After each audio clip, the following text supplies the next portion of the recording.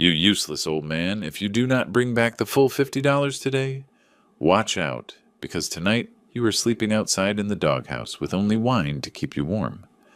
That was the morning greeting my son-in-law gave me. Me, David, an architect who once designed half of this neighborhood in the city. Now I am sitting, huddled at the steps of the downtown cathedral, hiding my bruised face under the brim of a broken hat, holding out a shaking paper cup to ask for money from passers-by. My daughter knows about this, but she chooses to stay silent, to keep the supposed family harmony. Man, life really knows how to play cruel jokes, but those vultures made a fatal mistake. They do not know that my son, the son they thought had abandoned me in distant New York, is standing right behind me at this moment. And what will happen in the next 24 hours is not just revenge. It is an earthquake that not even in their wildest dreams could the entire lineage of that family predict. Before we continue, subscribe to the channel William's Revenge Stories and tell us where you are listening from in the comments below. The sun was beating down on the cathedral square. The August heat in the city does not just burn, it is heavy, crushing the shoulders like a hot slab. The sharp smell of asphalt mixed with the grease of fried street food and the smoke of incense coming out of the great doors of the cathedral created a dense atmosphere, suffocating until I could almost not breathe. I sat curled up in a dark corner near the side entrance, where the shadow of the old stone wall protected this ancient body. I pulled down my frayed straw hat, trying to hide the left half of my face. Under my button-down shirt, that garment that was once my pride at weddings and christenings, sweat was running down in streams, stinging the fresh bruises Michael gave me yesterday. $1, please, for the love of God. My voice was hoarse. It sounded like the wind whistling through a broken window. It was drowned out by the chaotic noise of thousands of tourists, the horns of traffic in the distance, and the sharp cries of ladies selling religious trinkets. The paper cup in my hand shook uncontrollably. I took a look inside.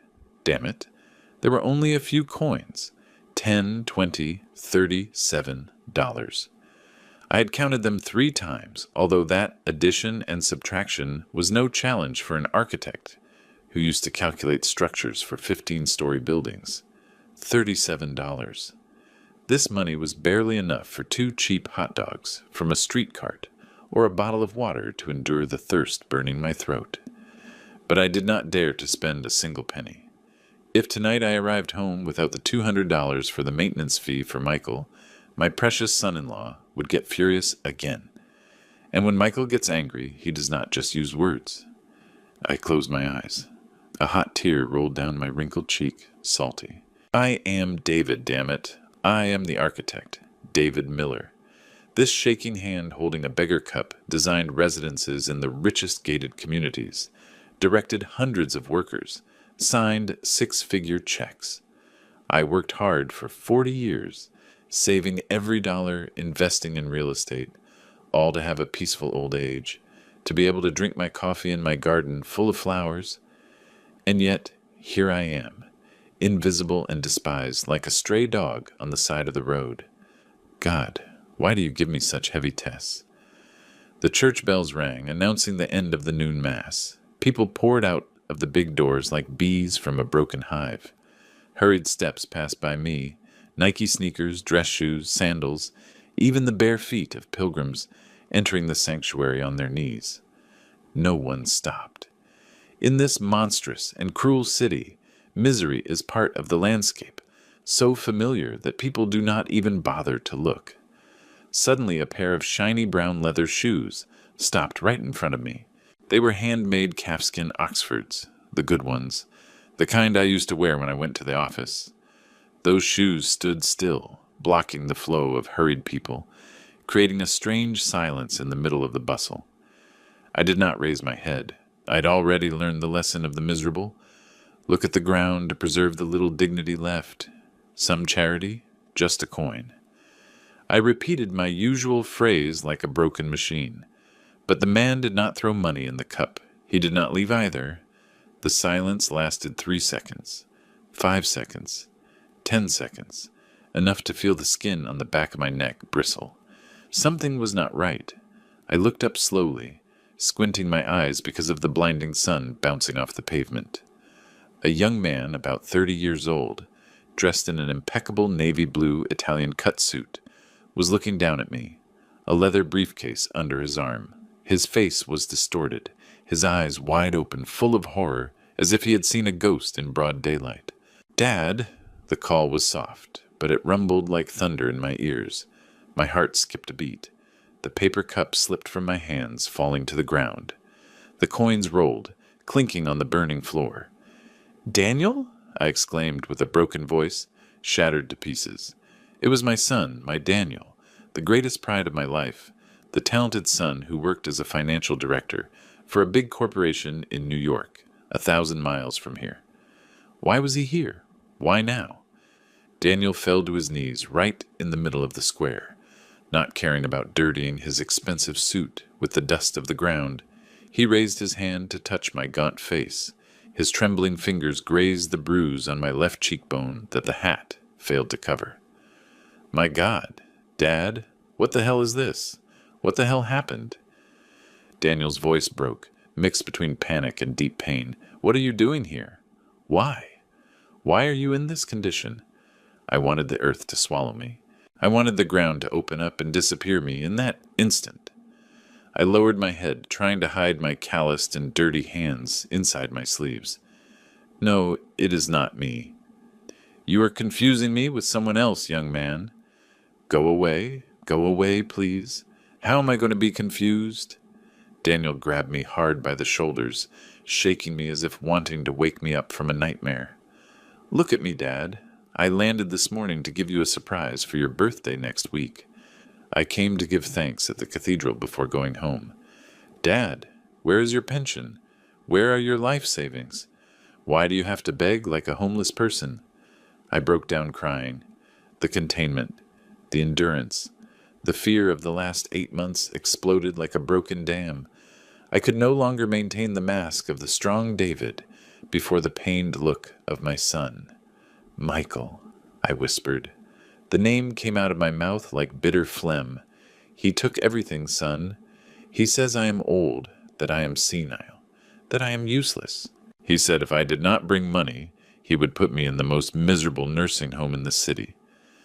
Daniel's face hardened, going from shock to absolute fury.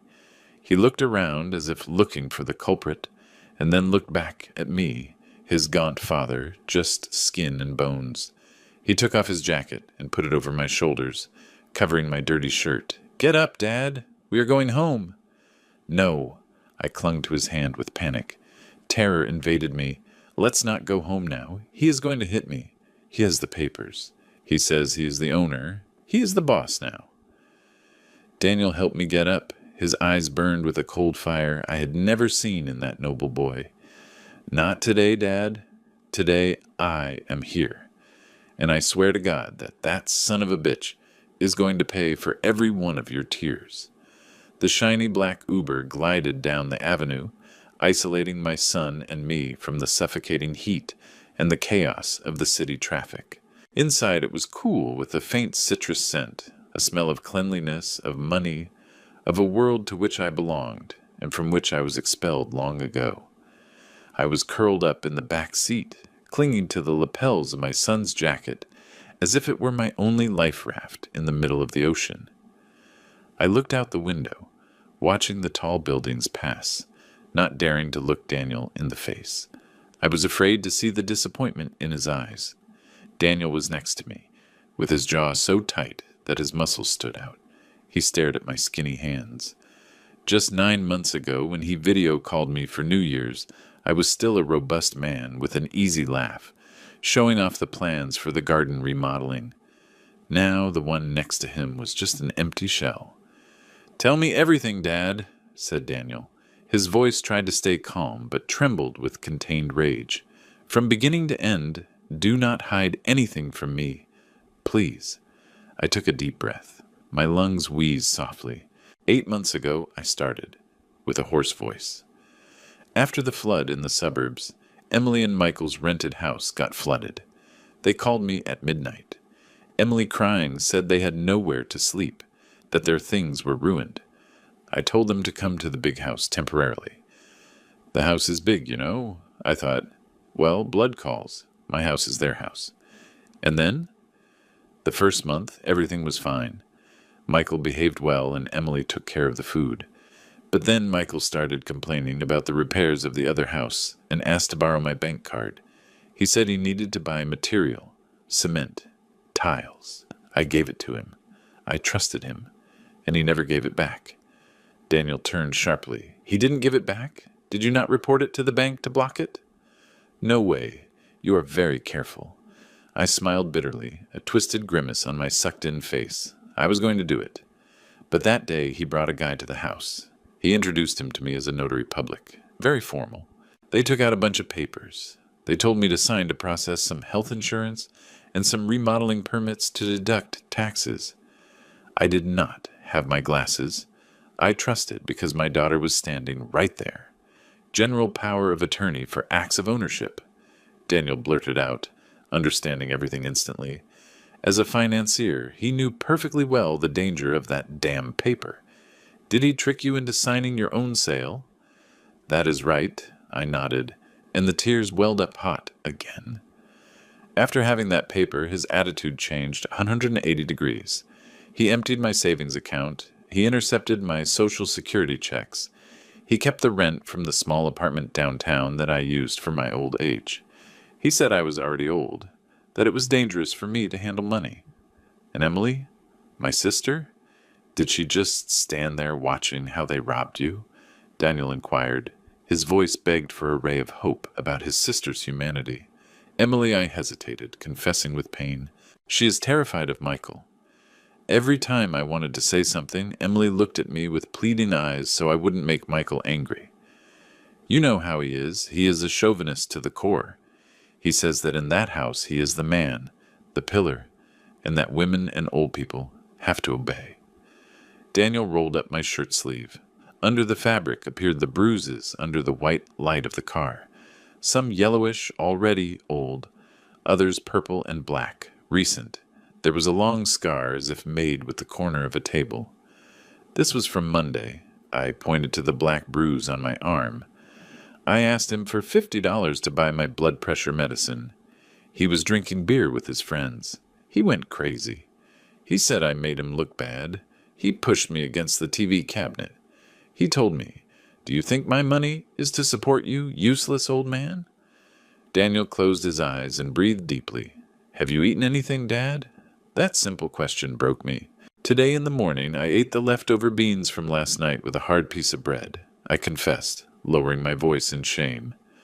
Michael says that old people should eat little so as not to spend so much on cleaning, while every night he orders the best steaks from the neighborhood, or they go out to eat expensive cuts and drink tequila with Emily. Nursing home, I whispered, the fear palpable in every cell. He threatens me that if I call the police or call you, he will use that power of attorney to throw me in the lousiest state nursing home. He says there they will tie me to the bed, starve me, and I will rot in my own filth. I am very scared, Daniel. I prefer to die on the street than enter there. Daniel opened his eyes. He had his fists so closed that his nails dug into his flesh until they bled. A cold anger invaded my son's mind. I saw that he was no longer the little boy from before. He was indignant. Michael not only took the money, he stole my dignity. He turned the proud David into a scared pet in his own house. "Driver," Daniel told the driver, with a voice as icy as a winter wind, "can you go faster? To the historic district, Main Street. Hurry up." "Yes, sir," replied the driver, looking in the rearview mirror with concern. Daniel turned and took my bony hand. "Listen to me, Dad. From this moment on, no one is ever going to hurt you again. That paper, those threats, everything ends today. I swear it on my life." I looked at my son. I wanted to believe him, but the fear soaked to the bones for 8 months made me tremble. "He is very strong, Daniel. He has thug friends. He is from the streets." "I don't give a damn who he is," replied Daniel. looking straight ahead where the road to our childhood home was already appearing. He does not know who I really am when I get angry. The car stopped in front of number 42 on Main Street. It is a beautiful street in the old town, full of old trees with colonial-style houses. My house stood out with its vibrant brick wall and the purple bougainvillea covering the entrance arch. That was my pride. I myself chose every imported tile for the steps. I designed the little fountain in the patio. But today the house looked painfully foreign. It looked like an outraged beauty. From the street, loud music could be heard with the bass booming. Boom-tata-boom. Boom-tata-boom. The iron gate vibrated. A huge black Chevy Suburban with tinted windows, the kind used by new money or small-time dealers. It was parked shamelessly in the middle of the driveway, blocking the view of the garden. Its tires were crushing the rose bushes I planted last year. "Whose truck is that?" asked Daniel, getting out with a tense voice. "Michael's," I murmured. "He bought it 3 months ago with my retirement savings.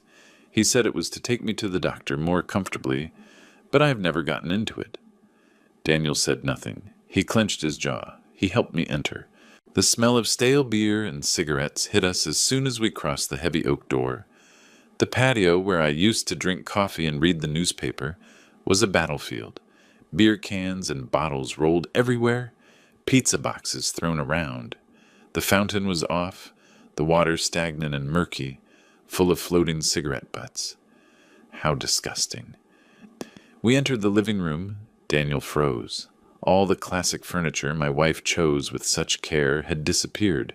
The display cabinet, the carved mahogany table, everything replaced by a shiny black leather sofa, grotesque and cheap, like from a sleazy bar.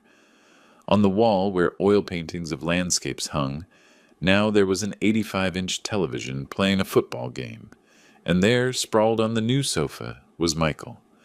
My son-in-law was wearing a white tank top. His belly overflowed, showing blurry tattoos on his fat arms.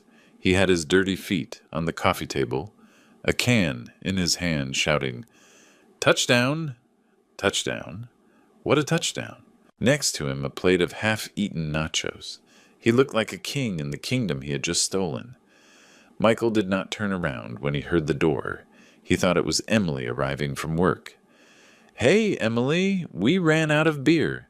If you are here, move your ass to the kitchen and bring me another one." "Move it!" he yelled without taking his eyes off the screen. Daniel let go of me. He walked towards the stereo that was booming and bent down calmly. Click! He yanked the power cord. Silence fell suddenly. Only the hum of the fan and my heavy breathing remained. Michael jumped off the sofa like a spring, red with anger. "What the hell? What is your problem?" He turned around and saw Daniel standing in the middle of the living room, and me shrinking by the door. Surprise crossed Michael's face, but quickly was replaced by his usual arrogance. He twisted his mouth into a mocking smile. "Well, well, look who is here," said Michael, slurring his words. "The prodigy brother-in-law from New York has returned. Why didn't you warn us to send the welcome committee? Or did you get lost just like the old man?" He threw me a threatening look, that look that has haunted me for 8 months. "And you what? Where do you come from? I thought you were working. Don't tell me you come empty-handed. You know the rules of this house. If there is no money, there is no dinner. Do you remember?" "Shut your mouth," said Daniel. He did not shout, but his voice cut the air like a razor. Michael let out a laugh, slamming the can on the table. He stood up, puffing out his chest, trying to look bigger than Daniel. Although fatter, he was a head shorter than my son. He had that typical neighborhood bully posture. "Who are you telling to shut up?" Michael approached, blowing alcoholic breath on Daniel. "Who do you think you are to come here and give orders? This is my house. I am the head of the family. You are just a guest. Do you understand?" "What are you?" "Your house," repeated Daniel, sweeping the destroyed room with his gaze. "You call this pigsty a house, and beating your father-in-law and sending him to beg you, call being head of the family?" "I am taking care of him," bellowed Michael, starting with his tactic of playing the victim. He is already senile. He likes to go out and wander. I give him a roof, food, clothes, and you dare to come and complain to me? I have papers. The law says I'm his guardian.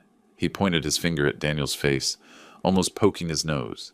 If you know what is good for you, get out to your hole in New York. Don't mess with my house. Or I will call the patrol and throw you both in jail. Get out. I was trembling behind. Daniel, leave him alone, son. Don't make him angry. He hits very hard. Daniel did not look at me. He looked straight into Michael's eyes, his black eyes drilling into the cowardice that hid behind my son-in-law's aggression. Are you threatening me, Michael?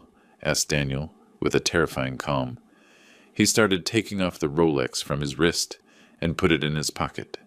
Then he took off his jacket slowly, folding it and putting it on the back of the sofa.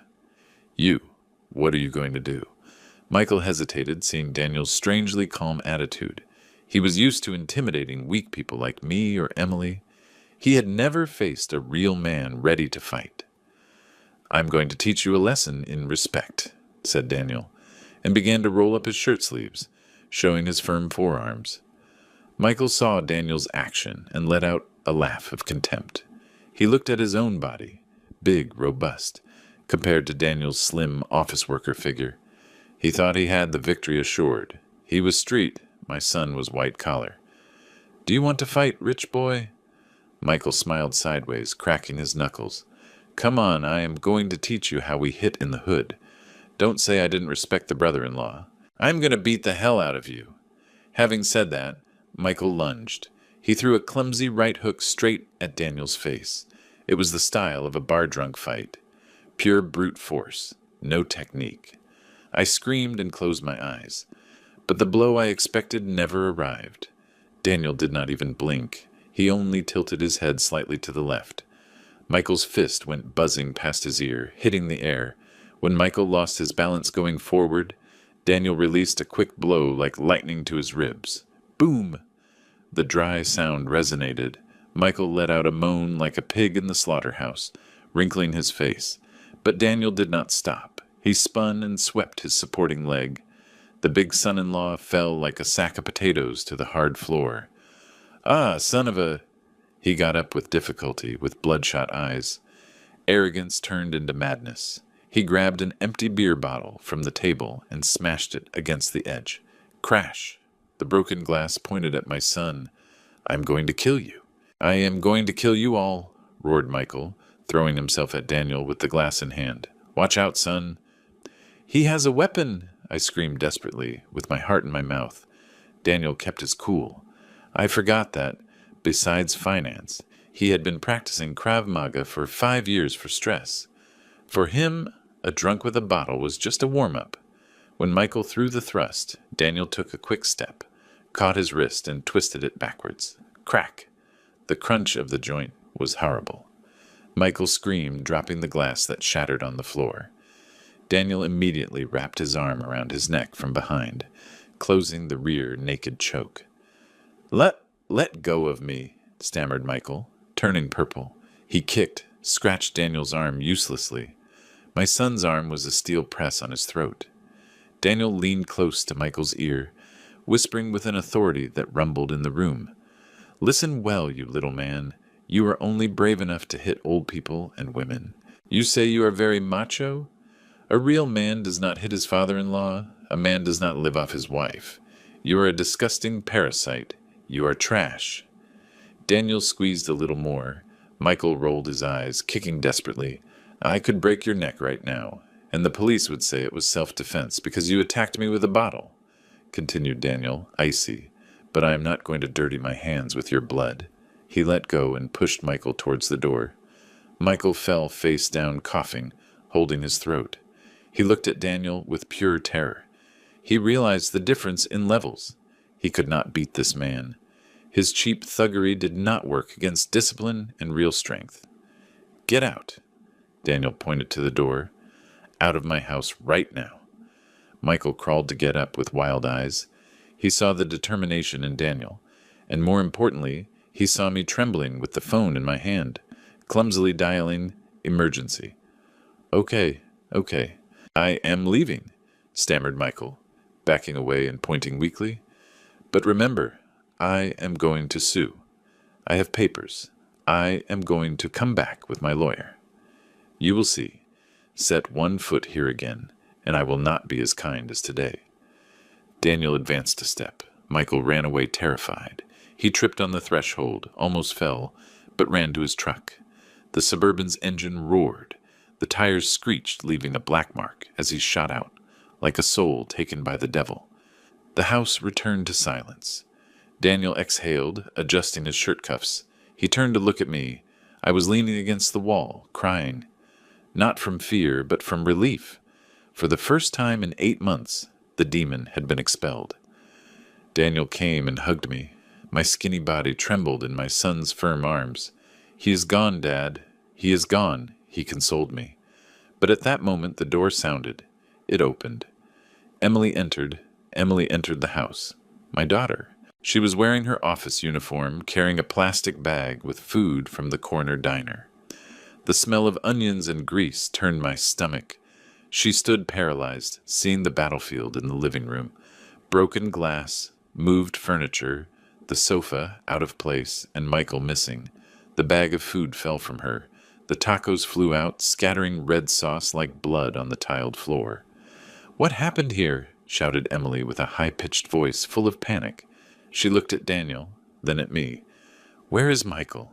What did you do to my husband?" She ran to the living room, not to go to me, her elderly father, trembling and full of bruises, but to look for a trace of her husband. "Answer me," she yelled at Daniel. "You hit him, didn't you? I saw his truck leaving like crazy. Do you know what you just did?" Daniel looked at his sister in disbelief. I saw immense disappointment in my son's eyes. He had just saved me from an abuser, and the first thing his sister says is to worry about the executioner. "Emily," said Daniel, lowering his tone, "he was going to stab me with a broken bottle. He broke Dad's ribs. He has him all bruised. Don't you see? Are you blind?" Emily looked at me sideways, but quickly turned her face, avoiding my gaze. "Michael, he just has a strong character." She started to justify with those phrases I have heard her say to herself hundreds of times. "He is under a lot of pressure. He has debts. He didn't do it on purpose. Dad also gets senile. He drives him crazy." That phrase was a stab straight to my heart. "What did you say?" I spoke. My voice trembled, but full of pain. "That I drive him crazy? Asking him for my medicine? Breathing in this house? Are you my daughter or his accomplice?" "Dad, don't say that."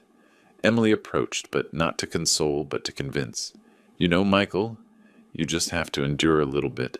Now that Daniel kicked him out, he is going to be furious. He is going to leave me. He is going to ask me for a divorce." She broke down crying, covering her face. "You guys don't understand. If he leaves me, how am I going to live? What will the neighbors say? The daughter of the Millers abandoned? It is humiliating. What a shame." Daniel felt nauseous. That damn culture of appearances. My daughter preferred to see her father beaten and begging, rather than carry the stigma of being left. Michael had brainwashed her completely. "Are you worried about appearances?" Daniel grabbed her by the shoulders, forcing her to look at him. "And what about Dad having to beg downtown? Does that not give you shame? Or does it seem normal to you that Dad eats cold beans while you guys dine in restaurants? I didn't know he begged," Emily stammered. "I thought he went out for walks." "Don't lie," shouted Daniel, making Emily shrink. "Dad told me he asked you for help, and you turned your back on him. You chose your husband over your father. You are an accomplice, Emily. You are as guilty as that wretch." Emily collapsed on the sofa, where her husband had just been crying inconsolably. "I am scared. I am very scared. Michael said if I left him, he would kill me." Daniel let her go. He realized it was more serious than he thought. Emily was not just a submissive wife. She was a victim of psychological control. But right now, she was not on our side. She was a danger. She would call Michael. She would warn him. She would open the door for him. He turned to me. "Dad, we cannot stay here tonight," said Daniel sharply. "Michael is going to come back, and he won't come alone. He will bring his thug friends or the debt collectors. We are not safe, but it is my house. I looked around with nostalgia. You are going to get it back, I promise you, assured Daniel. But not today. Tonight, we need to go to a safe place to prepare the legal battle. We need lawyers, police, and evidence. He went to my room, now a messy storage room. He grabbed some clothes and the papers that remained, putting them in a black bag. Let's go, Dad. Daniel helped me out. Before leaving, he looked at Emily, who was still crying on the sofa between the disaster and the red sauce. Emily, he said, cold, but with pity. Tonight, you have two options. You come with Dad and me, and we protect you. Or you stay to wait for your husband. But I warn you, if you stay, you will have to assume the consequences when the police arrive. Think about it well. Emily looked up, with swollen eyes, looking at her brother, then at the door where darkness was falling. The fear of Michael was too deeply rooted. I cannot leave. He is going to find me. I can't, she whispered. Daniel shook his head, disappointed. Good luck, little sister. He slammed the door shut. We walked towards the Uber, waiting for us. As the car moved away from Main Street, I looked at my house one last time. The yellow light of the living room looked lonely. I knew the war to recover my life was just beginning, and the most painful wound was not on my skin, but in the betrayal of the daughter I loved the most. Where are we going? I asked weakly. To the Hilton, replied Daniel, taking out his cell phone. And tomorrow, first thing, we go to the district attorney's office. It is time to show them what justice is. I entered my old bedroom, which for the last 8 months had become a damp storage room. Michael had piled up all my architectural plans there, my models of a lifetime, to make room for empty beer cartons and their dirty clothes. Daniel watched at the door with his gaze still lit after the fight. Quickly, Dad. Only what is necessary. We don't have much time. My trembling hands grabbed old clothes, the cream shirt I wore at my daughter's wedding, now yellowed at the collar, some worn socks. I looked for my address book of old friends with whom I cut contact out of shame. The deeds, Dad? The savings book? Asked Daniel, sweeping the room with his gaze. In the safe, I pointed to the master bedroom, which was mine, and now was Michael and Emily's cave. Michael changed the combination. He said I was old and would lose the papers. Damn it! Damn it! Cursed Daniel between his teeth. He gestured to go there, but I stopped him. No, son, don't make more mess. Emily is in there. I didn't want my son to see his sister's intimacies with that guy. Or worse, to face Emily's betrayal again tonight. Daniel nodded reluctantly. He put my clothes in a black plastic bag, one of those for trash. Man, my life, at 70 years old, fit in a trash bag. I felt like a thief sneaking into the house I built with my own sweat. We went out to the living room. Emily was still there on the black leather sofa, with her face in her hands, sobbing in a deathly silence. She did not raise her head. Maybe she didn't dare, or maybe she was busy texting her husband. I stopped for a moment, looking at my little girl. I wanted to tell her something. I wanted to say, Daughter, wake up. But a lump formed in my throat. Let's go, Dad. Daniel guided me, squeezing my shoulder to give me strength. The heavy oak door closed behind us with a dry click. That sound was like a judge's gavel, sentencing the end of a dark era, but also cutting the last thread between that house and me. The Uber was already there. As we started, I looked back. The streetlight illuminated the purple bougainvillea. The house looked beautiful, peaceful on the outside. No one would know that inside was a hell. Don't look back, Dad, said Daniel softly. The next time we come back, you will enter through the big door, with your head held high like the owner you are. The car crossed the empty streets of the old town and joined the highway traffic. The city at night is a bright and noisy monster. I saw the homeless under the bridges, and my heart shrank. If it weren't for Daniel, I would be there or in that dirty nursing home Michael threatened me with. We arrived at the Hilton downtown.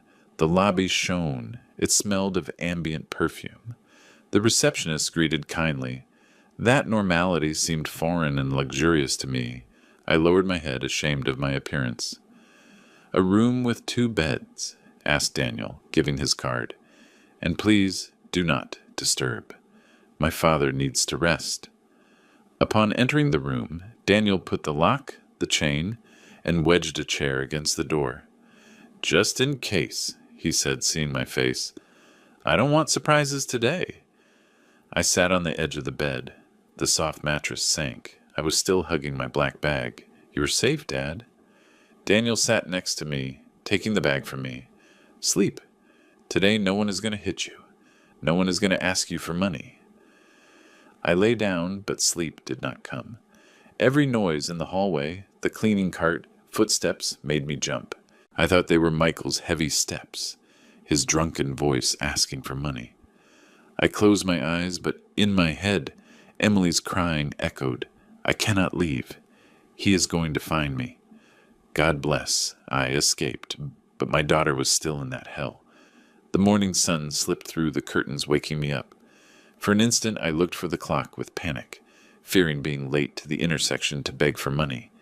Then I touched the white and soft duvet. I opened my eyes. Clean ceiling, no humidity. The air conditioning hummed softly. I remembered. I was not home. The bathroom door opened and Daniel came out, with wet hair and smelling of soap. He was already up.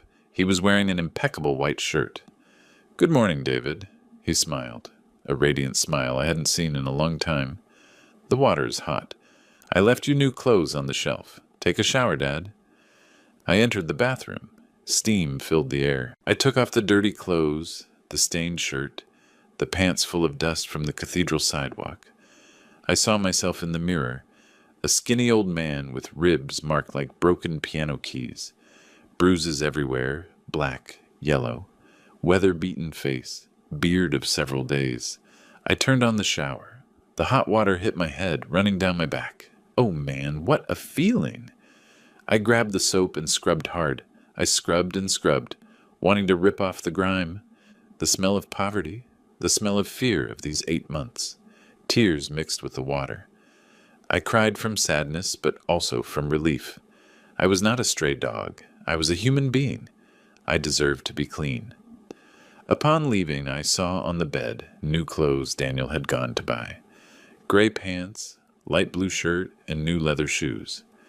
I don't know if you like the style, but... "It is beautiful, son," I interrupted him with a trembling voice. "It reminds me of the old days. I got dressed." The shirt fit me a little big because of how much weight I lost, but the fresh cotton made me feel alive. I combed my hair. I shaved. I looked in the mirror again.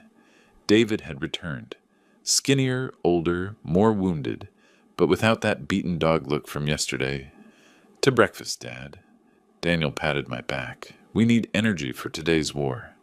We went down to the restaurant. The smell of freshly made coffee invaded me. Not Michael's cheap instant stuff, but real brewed coffee with cinnamon. I saw the buffet. Eggs, bacon, hash browns, pastries, donuts. My mouth watered. "Whatever is fine," I said with my hand trembling over the plate. Daniel served me plenty. "Eat, Dad. Regain strength. You have to be strong to mince that wretch in court." I tasted the egg. The flavor, no way. Food had never tasted so good to me. I ate with desperation. Then I remembered my manners and slowed down. But the tears kept coming out. "What will we do today?" I asked after the second cup of coffee. Daniel wiped his mouth. His gaze sharpened. "Today we are going to see the shark. I have an appointment with Mr. Harrison. He is the best lawyer in the city for property and abuse disputes. And then we are going to recover every dollar Michael stole from you." I nodded, leaving the cup. The full belly and being clean gave me a strange strength. Dignity had returned, and with it, fury. Mr. Harrison's office was on the 25th floor of a tower downtown. You could see the skyline shining in the sun. Here resides the power and money in the city. Harrison was a man of about 50. Bald, gold glasses, expensive gray suit. He did not seem kind, but terrifyingly professional. They called him the Shark, because when he bites, he doesn't let go until leaving the bones. "Mr. Miller, sit down." He pointed to the leather chair. Daniel told me, but I want to hear it from you, about the power of attorney. I breathed and told the story of the notary Michael brought. What was his name? Asked Harrison, pen in hand. I don't remember well. Mr. Vance or Vargas? Short, fat, thin mustache. Harrison smiled with disdain. Ah, Vance, I know him. A rat of the trade. He forges papers for irregular lands. He accepts bribes like one drinks water. Harrison stood up and walked. Good news, Mr. Miller. If it is Vance, we can attack the validity of that power. Surely he didn't follow the protocol of checking your mental capacity, nor explain the terms to you. But Michael has papers, I worried. Papers made with fraud and coercion are toilet paper before a judge, affirmed Harrison. Besides, we have evidence of abuse. A guardian who hits his protected. That aggravates everything. He turned to Daniel. Tactic. Hit fast and hard. Step 1. Urgent complaint to the district attorney for breach of trust, fraud, and domestic violence. Step 2. Immediately freeze all accounts in David's name that Michael uses. Step 3. Eviction order. Freeze the accounts? My eyes shone. That is right. Harrison smiled coldly. We will cut off his oxygen. A freeloader like Michael without his money is a corpse. He will panic. And when there is panic, they make mistakes. How long does it take? Asked Daniel. This very afternoon, replied Harrison. But first, Mr. Miller has to do something unpleasant. He looked at me seriously. You need a medical report. We need the evidence on your skin. The bruises, the scars. Everything must be recorded by a forensic doctor. That will be our strongest weapon. I shuddered, undressing before a stranger, showing my weakness. But I looked at Daniel and saw his determination. I will do it, I said. Whatever to get him out of my house. Harrison nodded. Good. Come on then. Let the hunt begin. The district attorney's office is a gloomy place. Gray walls, flickering neon light, smell of old paper, cold cigarette, and desperation. People sitting waiting to report. Mothers without children, beaten wives, and abandoned old people like me. Daniel squeezed my hand. Harrison moved fast, talking to clerks, using legal terms to scare the bureaucrats so they would hurry up. David Miller, they called. They took me to a cold room. A forensic doctor of about 40, tired face, indicated me to take off my shirt. Everything? I asked, trembling. Only in underwear, Grandpa. I need to check the whole body, he said without emotion. I undid the buttons of the new shirt, trembling. The pants. Standing there in boxers, I felt more naked than ever. Naked of dignity. An old man of 70, wrinkled, inspected like damaged goods. The doctor put on gloves. He started touching the bruises. Does it hurt? He pressed my rib. Ouch! I screamed. Does it hurt? A lot. Looks like a fissure in the 6th rib, he murmured, noting down. How old is this blow? 2 days. He pushed me against the TV. And this scar on the back? 3 months? He threw an ashtray at me. The doctor stopped. He looked at me and his tired eyes showed compassion. He sighed. Damn animals! What a mess! How can they do this to their father? He raised the camera. Click, click, click. Every photo was a lash to my pride. The flash illuminated the raw truth of my life these months. I closed my eyes. I imagined that every photo was a bullet for Michael. I was no longer a victim. I was the living evidence. I was the accusation of flesh and blood. Ready. Get dressed, said the doctor softer. I will make the report now. These injuries are enough to constitute a serious crime. The district attorney's office is located on a noisy street downtown.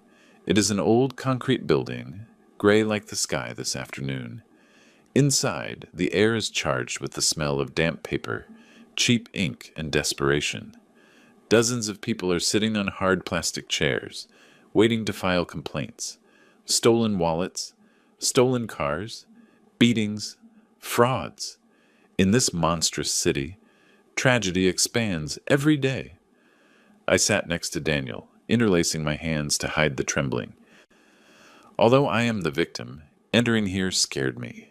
Fear of bureaucracy, of curious looks, and fear that justice would fall asleep, as it usually does. But today I have the shark.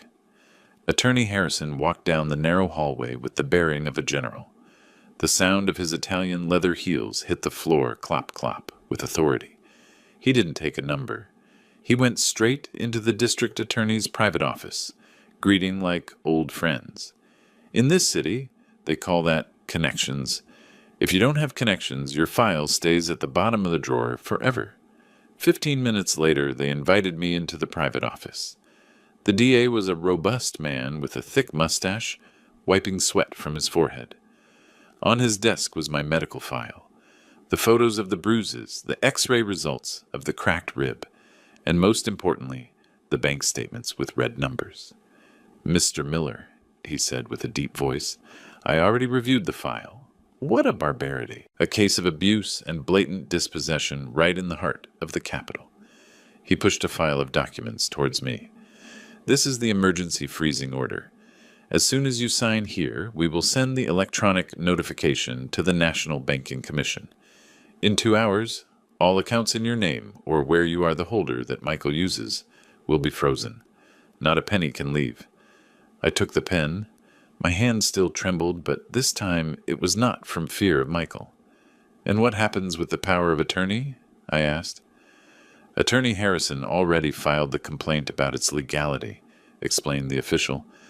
"We already summoned Notary Vance. He will sing soon.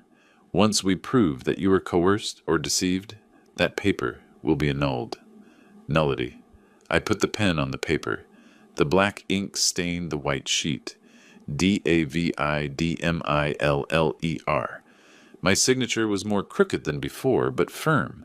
With this signature, I was cutting with my own hand the source of life of the demon that tormented me for 8 months.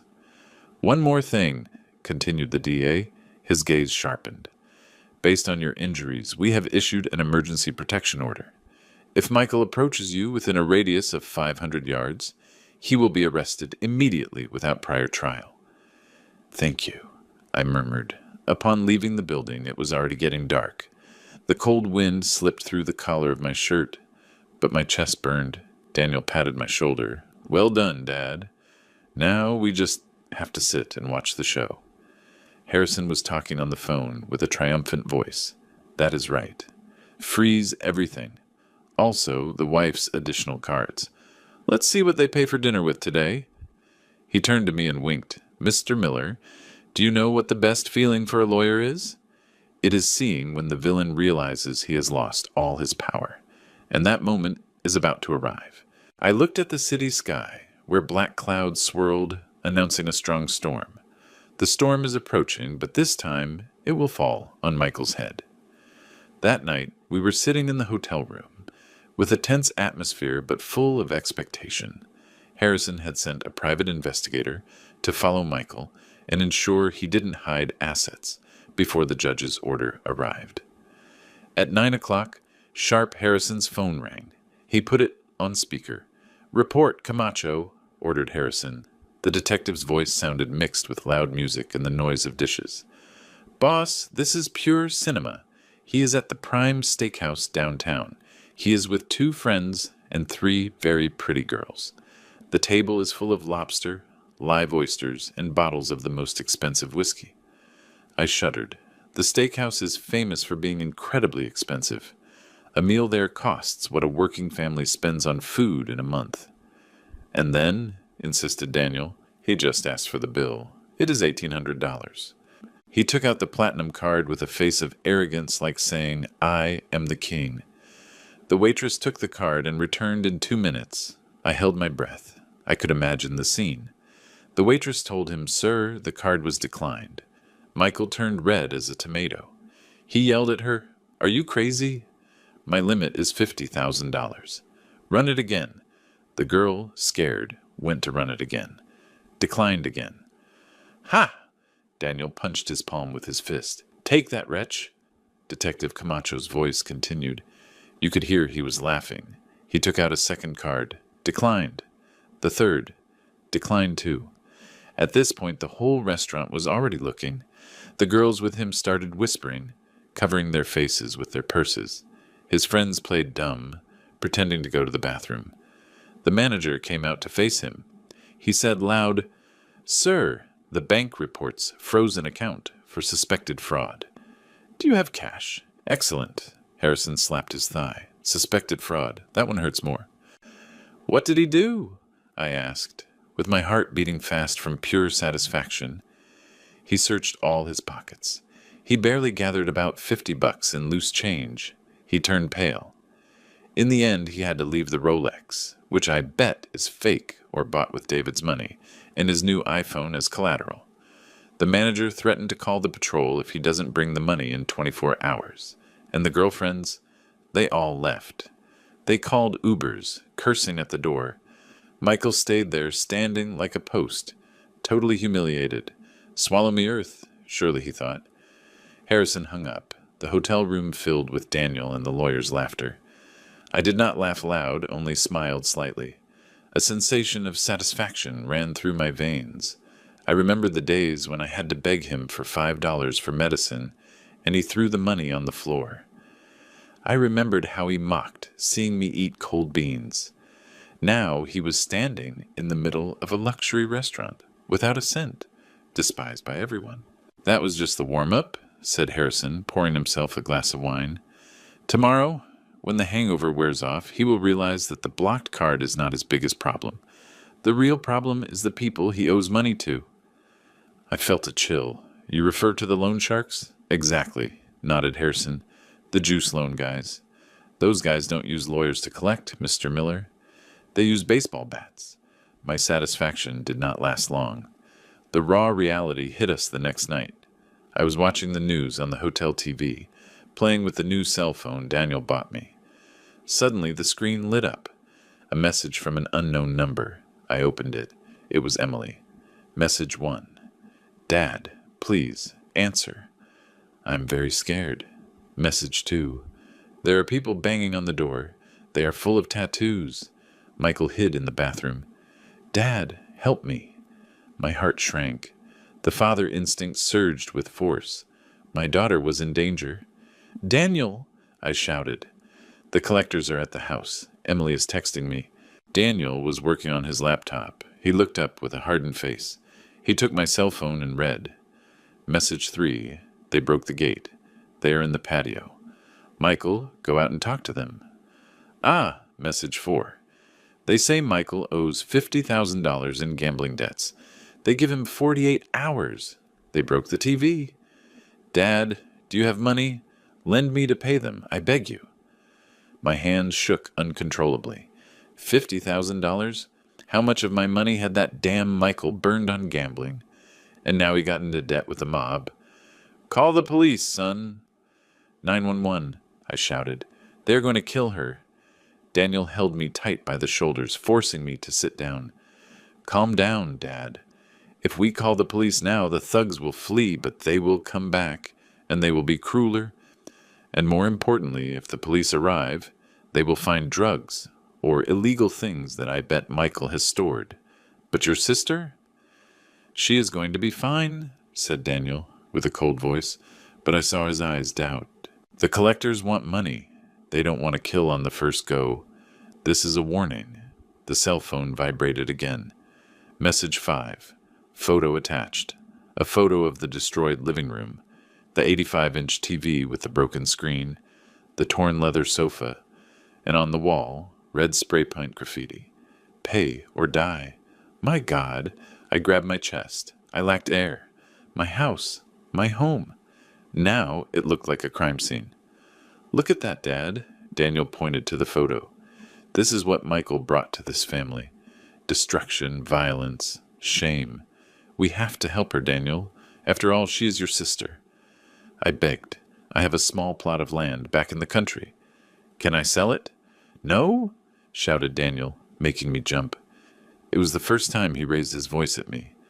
"Nothing is sold. Not a dollar is paid to those guys.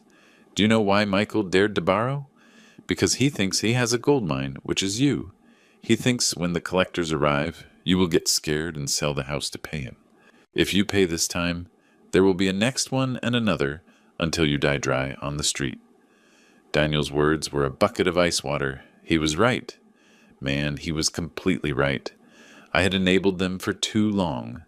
My weakness was the food that nourished the demon inside Michael. Then what do we do? I asked, with tears in my eyes. We do nothing, said Daniel, turning off my cell phone screen. We let Emily face the consequences of her choice. She chose to stay with Michael.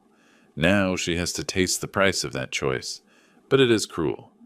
It is tough love, Dad. Sometimes, to save someone from gangrene, the doctor has to cut off the leg. Tonight, Emily has to learn to stop her own bleeding. That was the longest night of my life. Lying in the hotel bed, with my eyes fixed on the ceiling. Outside, the rain began to fall hard. Thunder rumbled like roars of wild beasts. My phone kept vibrating on the wooden table. Daniel didn't let me turn it off, but forbade me to answer. Buzz, buzz. Every vibration was a knot in my throat. I imagined Emily curled up in a corner, crying, while her cowardly husband hid like a rat. My daughter, the girl I carried on my shoulders in the park, the one who braided my hair and promised to take care of me when I was old. Now she asked me for help, and I turned my back on her. Are you asleep, Dad? Daniel's voice sounded in the darkness. No, don't feel guilty, said Daniel softly. Remember, last week when you had a high fever, how many times did you call Emily? I stayed silent. I remembered. I called 5 times. She didn't answer. In the end, she sent me a message. Dad, don't bother. I am at the movies with Michael. Take a pill. She abandoned you, continued Daniel, hardening his voice. She saw your bruises and turned away. She ate fine steaks while you ate cold beans. The Emily you loved already died. The one writing to you now is just an addict, addicted to that Michael's toxic love. But if they kill her, they are not going to kill her. They need her alive to pressure you for money. Tomorrow we will give Emily a path to live. But that path does not include Michael. I swallowed bitter saliva. My God, how hard it is to be a father. Being a cruel father to save your child is 1,000 times harder. The phone finally stopped ringing. Maybe Emily ran out of battery or hope. Silence filled the room, heavy as lead. I closed my eyes, whispering a prayer. Holy Mother of God, protect my daughter and forgive the cruelty of this father. The next morning I woke up with swollen eyes. Daniel was already awake, making coffee. Drink it, Dad. He gave me the hot cup. Today we have something important. We need the final proof to throw Michael in jail forever. We are going to see Mrs. Higgins. We parked a block away from the house to avoid Michael seeing us. His Suburban was still there, but with the windshield smashed. Trace of last night's visit. The gate had red paint stains. The house looked like a ruin. I pulled down my hat and crossed the street fast. The convenience store, the Hope, was tiny, full of chips, sodas, and those jars of candy. The smell of cheap soap hit my nose, a familiar and comforting smell. Mrs. Higgins was behind the counter praying the rosary. She is a widow my age, always with a floral apron, and knows everything that happens in the neighborhood. Upon seeing me enter, she dropped the rosary. "Mr. Miller," she exclaimed, running out from the counter. "Holy Virgin, you are alive! I believed that you were already—" She hugged me tight. She smelled of softener and human warmth. I couldn't contain the tears. A neighbor cared more about me than my own daughter. "I am fine, Mrs. Higgins. Thanks to my son," I pointed to Daniel. "Good afternoon." Daniel inclined his head respectfully. "I am Daniel. I heard you have something that can help my dad." Mrs. Higgins nodded fast. She looked nervously at the street and lowered the metal curtain of the store. "Come in here, quickly," she whispered mysteriously. We entered the kitchenette behind the store. On the table, with a plastic tablecloth, she put an old laptop. "I put security cameras last month for fear of thieves." She recounted with trembling hands, opening the machine. But I never imagined recording that barbarity. She clicked on a video dated August 14th. On the grainy screen, I saw myself, a skinny old man taking out a trash bag to the gate. I walked slow, with difficulty. Then Michael appeared, in shorts, with a beer can. He shot out, pointing at me and yelling at me. You couldn't hear the audio, but I remember perfectly what he said. Useless old man. Hurry up. You're blocking my view. In the video, I lowered my head, asking for forgiveness. But Michael did not stop. He kicked the trash bag I was carrying, scattering everything. I stepped back and tripped. And then he did it. He used both hands and pushed me hard on the chest. I saw myself in the video fly backwards, hit my back against the stone step, and roll to the sidewalk. I stayed motionless for a good while. Michael stayed there. He spat on the ground next to me and went into the house, slamming the door. Mrs. Higgins burst out crying, crossing herself. What an animal! I wanted to run out, but I got scared. I saw you lying there, and then you got up by yourself. I was very cowardly, Mr. Miller. No, you are not a coward. I took her hand. You did the best you could do. You kept this proof. Daniel watched the screen fixedly with red eyes of anger, but also with a shine of triumph. Here it is, he said with a vibrant voice. This is the last nail in his coffin. It is not just domestic violence. This is attempted homicide, because you hit your head. With this video, he is never getting out on bail. Mrs. Higgins took out the USB stick and put it in my hand. Take it, Mr. Miller. Make him pay. Recover your house. I squeezed the cold USB in my hand, but my chest burned. It wasn't just data. It was my sword of justice. Thank you, Mrs. Higgins, I said. When I recover my house, I invite you for coffee every morning. I will be there. She smiled through tears. But remember the donuts. We left the store. Daniel carried the USB like a treasure. Let's go, Dad, he said. We take this to Harrison, and after we are going to see Emily. I nodded. It was time to face the truth. The next morning, while Daniel and I had pastries and coffee at the hotel, Attorney Harrison's phone rang. The ringtone was insistent, aggressive, like a bad omen. We have problems, Mr. Miller. Harrison's voice on the speaker no longer had the triumphant calm of yesterday. That damn Michael doesn't want to sink alone. He just filed a counterclaim in family court this morning. What did he do? Asked Daniel, squeezing his coffee cup. He filed a request for the judge to declare David mentally incompetent, due to senile dementia, said Harrison, indignant. He argues that Daniel, meaning you, are taking advantage of your father's mental instability to kidnap him and steal his assets. He asked the judge to name him Michael as sole emergency guardian to protect his father-in-law. What? I jumped from the chair, feeling the blood rise to my head. Did he say I am crazy? Son of a bitch. I remember the details of the cathedral blueprints better than he remembers his wife's birthday. It is a typical trick of cheap lawyers, explained Harrison. If the court doubts his sanity, all his complaints are paused for evaluation. The order to freeze accounts could be lifted temporarily, so the guardian has money for his medicines. He is trying to buy time to empty the accounts or flee. I let myself fall into the chair, trembling. The biggest fear of an old man is not death, nor poverty. It is being treated as useless, as demented, as a big child. Michael knew my weak point. He used my old age as a dagger in the back. What do we have to do? I asked, with a voice broken by rage. Prove he is a blatant liar, said Harrison sharply.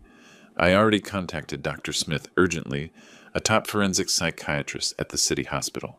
You need a complete mental exam. Today, come on, get ready. I am picking you up. That afternoon, I sat in front of Dr. Smith in a white office, smelling of alcohol. The doctor, a man of 60 with eyes sharp like a scalpel, looked deep into me. Don't worry, David, he said softly. It is just a talk. But it wasn't a talk. It was the battle to recover my right to be a person. What day is it today? Wednesday, August 23rd. Who is the president? How long is the term? The President of the United States. 4 years.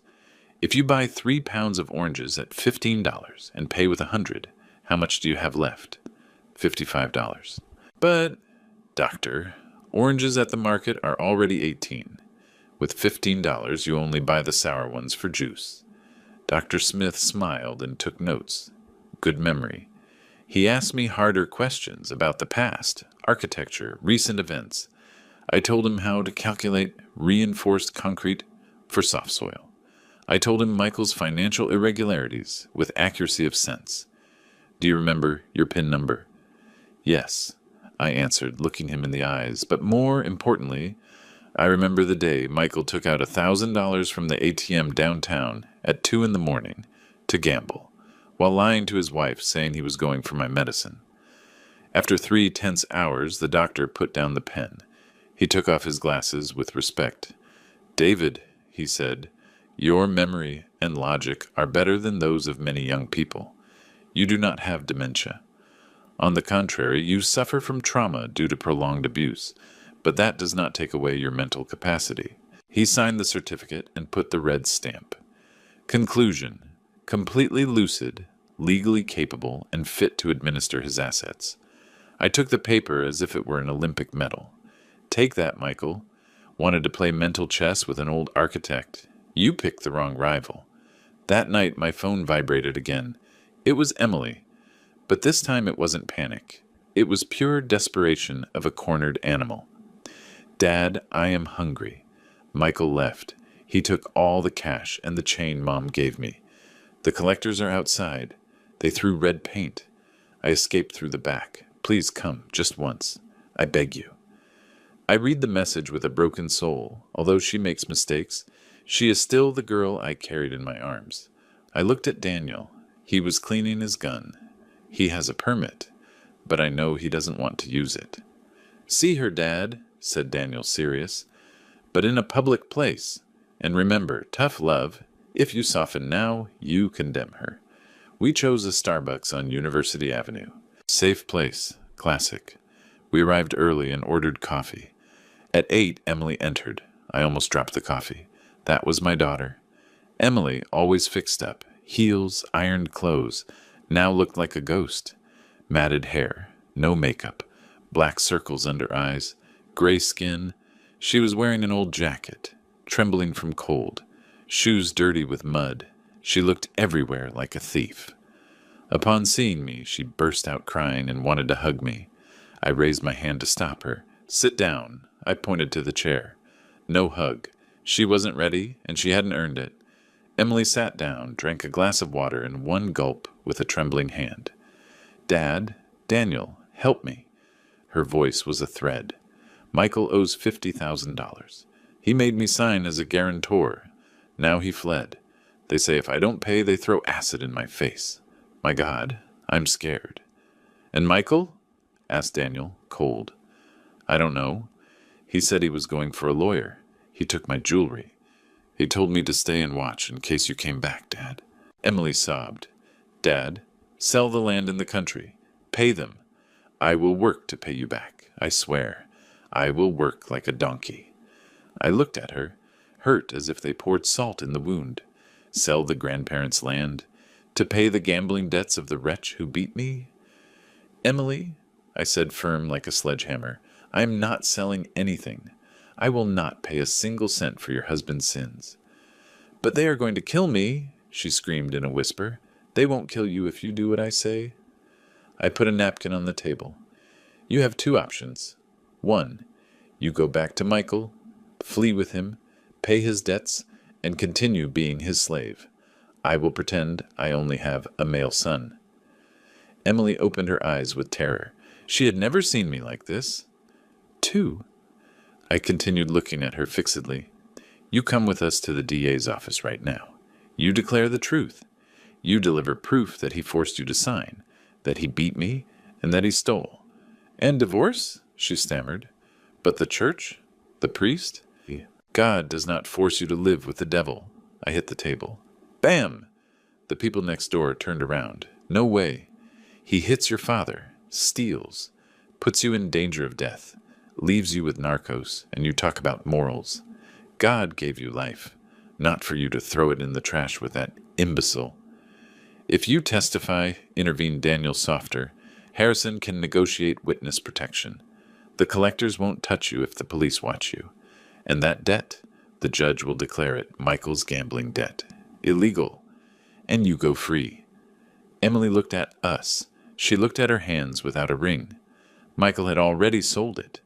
The internal struggle showed on her face. Fear of Michael, Fear of what people will say. Fear of dying. In the end, she lowered her head and cried with muffled screams, "I will do it! I will do it! Forgive me, Dad. I am stupid. Forgive me, Dad."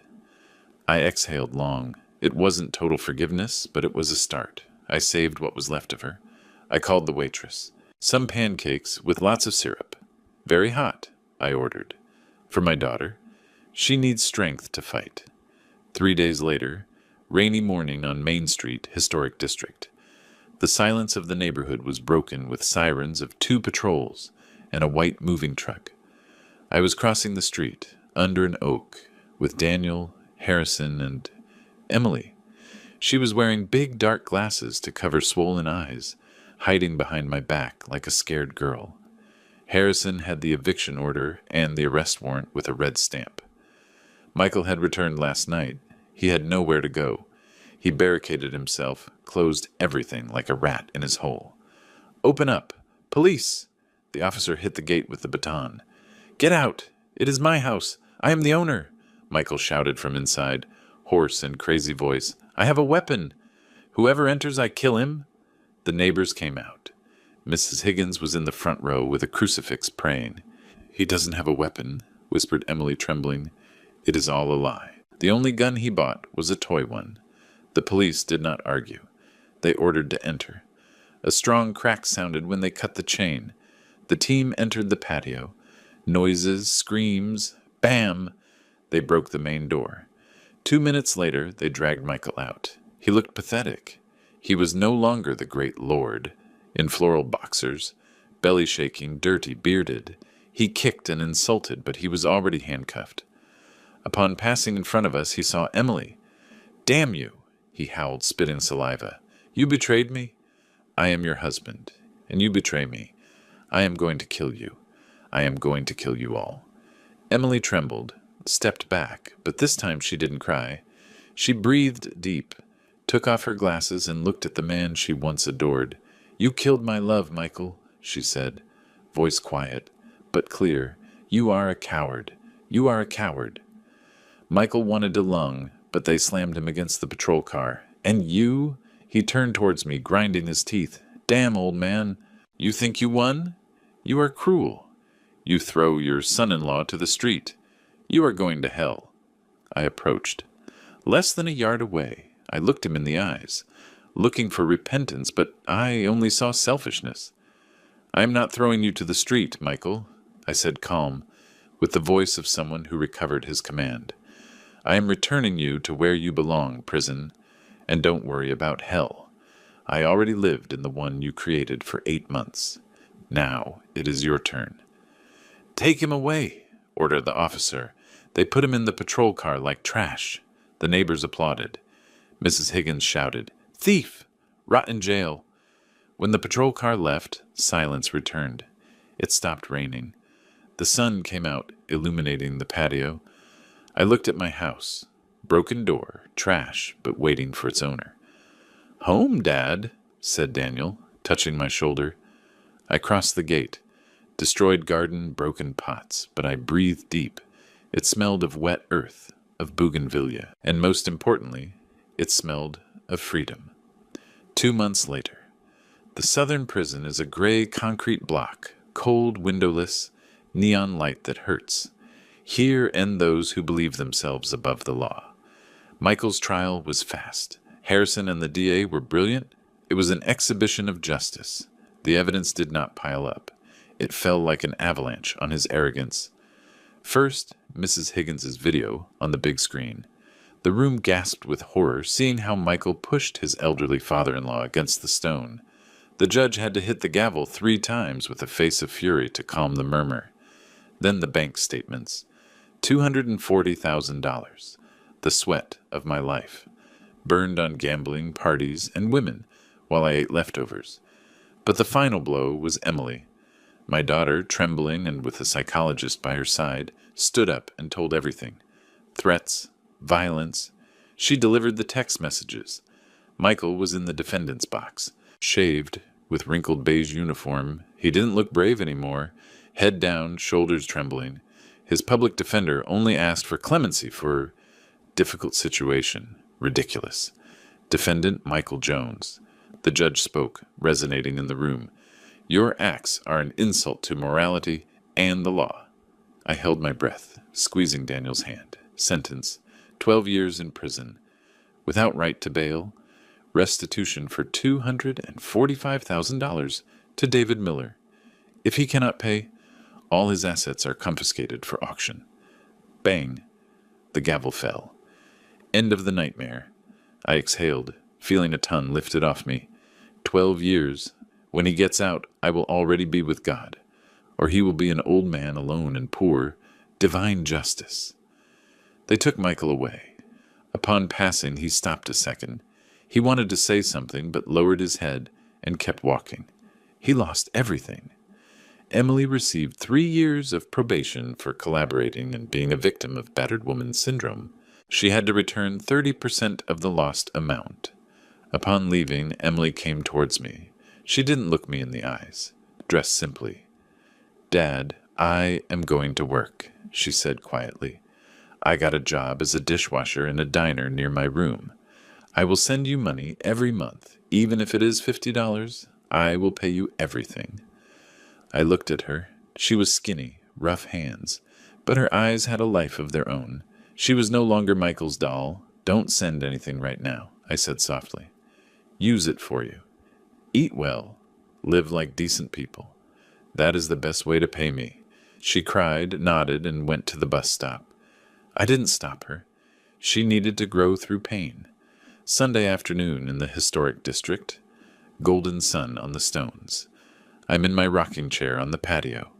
The wall is already painted bright brick, covering the ugly graffiti. The fountain sounds happy. The bougainvillea throws purple flowers on the clean floor. Inside, there is no giant TV or black sofa. I sold them. I put my old mahogany furniture, my wife's tablecloth. The house smells of wood, of books, of peace. I put a small altar, my wife's photo, marigold flowers, a candle, I whispered. Old lady, I recovered the house. Rest. I didn't lose our nest. Delicious aroma comes out of the kitchen. Not rancid beans, but brewed coffee. Daniel comes out with 2 steaming mugs. Your coffee, Dad. He sits next to me. Smells good. I close my eyes. Smells of freedom. How delicious. We watch the sparrows in the fountain. Tomorrow, Daniel returns to New York. Are you going to be okay, Dad? He asks, worried. I taste the coffee. Sweet sugar, cinnamon, warmth in the chest. I am fine, son. I smile calm. Mrs. Higgins will come to play chess. I already have my pension. And I am going to remodel the church arch. I am very busy. Daniel laughs. He takes my hand. I am proud of you. You fought like a warrior. No, son, I deny. I'm just an old man who wanted to drink coffee in his house. But you taught me, never lower your head before evil, even if it comes from family. St. Mary's bells ring. Bong, bong. I look at the blue sky. Life does not end at 70. It just turns the page. A page without fear, only with coffee and peace. Let's see. I raise the mug. Cheers. Cheers, Dad. I drink the coffee. Sweet on the tongue. Life goes on. And this life, God bless, is beautiful. If this story has captivated you, like the video, subscribe to the channel, and share your thoughts in the comments. To listen to the next story, click on the box to the left of the screen. Thanks for watching.